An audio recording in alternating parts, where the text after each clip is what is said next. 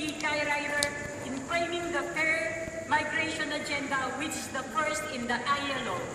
I represent the largest labor coalition in the Philippine labor movement called NAGCAISA, meaning Solidarity, which has 49 labor centers including Centro, Federation of Free Workers, the Trade Union Caucus of the Philippines, the Public Sector Confederation, including PSLI, CIU, and of course my very own Philippine Government Employees Association. More than 10 million of our nationals live and work in more than 200 countries. While we suffer brain drain, we have workers, some of them even professionals, who because of lack of opportunities in our country are forced to take vulnerable work, suffer abuse, occasionally fatal, especially those in domestic work. Others even become victims or survivors of human trafficking. Our goal, Mr. President and DG Ryder, is to include as critical component of fair migration, observance of migrant workers' right to serve all organizations and collectively bargain wherever they are, and to human rights and decent work guarantee. It is the responsibility of the receiving and sending countries, both of which benefit from the migrant workers' sacrifice and toil.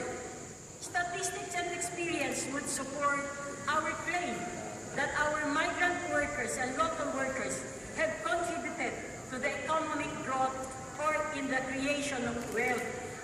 Rightfully, we should be afforded decent work guarantee. But this is not the case. There is a need for speedy resolution of long-term concerns that take away the dignity and lives of workers. First is the absence of security of tenure, precariousness of work, contractualization both in the private and the public sector is becoming more pronounced. Labor contractors and employers, mostly part of the global supply chain of multinationals, profit from the precariousness of work. Thus, concrete steps to ensure compliance with the Tripartite Declaration of Principles concerning multinational enterprises and social policy of 2006, including its responsibility to increase employment opportunities and standards, should be pursued. On low wages, income inequality, we know many employers remain uncaring as they raise their profits all at the expense of and wages, safe workplace, and just work terms and conditions. Daily minimum wages in the Philippines do not even meet the basic food and non-food requirements of workers and their families. And this cannot cope with the rising cost of services like electricity, water, transportation, education, and healthcare.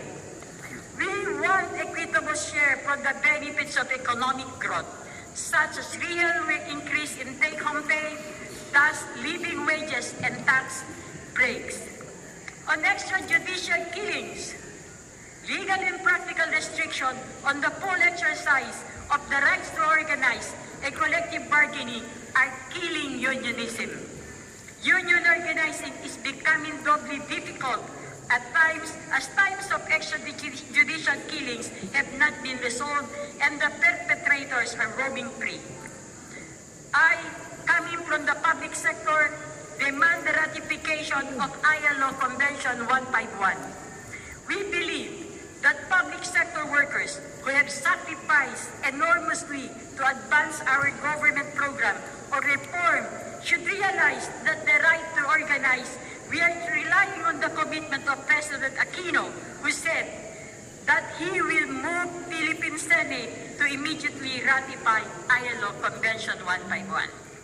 On our issue on limited social protection, as unemployment is projected to rise further until 2018, unemployment assistance even for a period of 6 months is critical to guarantee that workers and their families meet their their basic daily needs while looking for employment.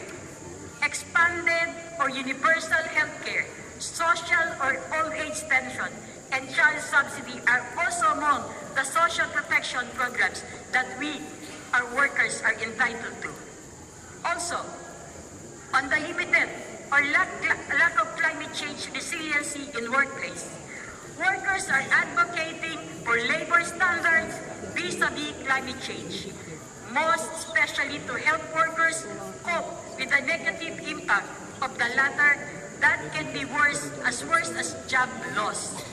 And finally, of course, enable us and our family to live in dignity. We need concrete action, and it's now. Mabuhay ang manggagawang Pilipino. Long live the workers of the world. God bless us. Thank you. Thank you.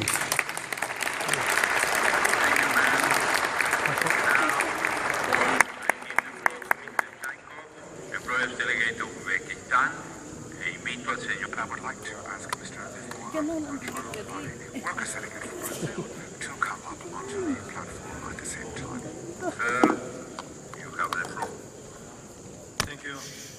Уважаемый председатель, President,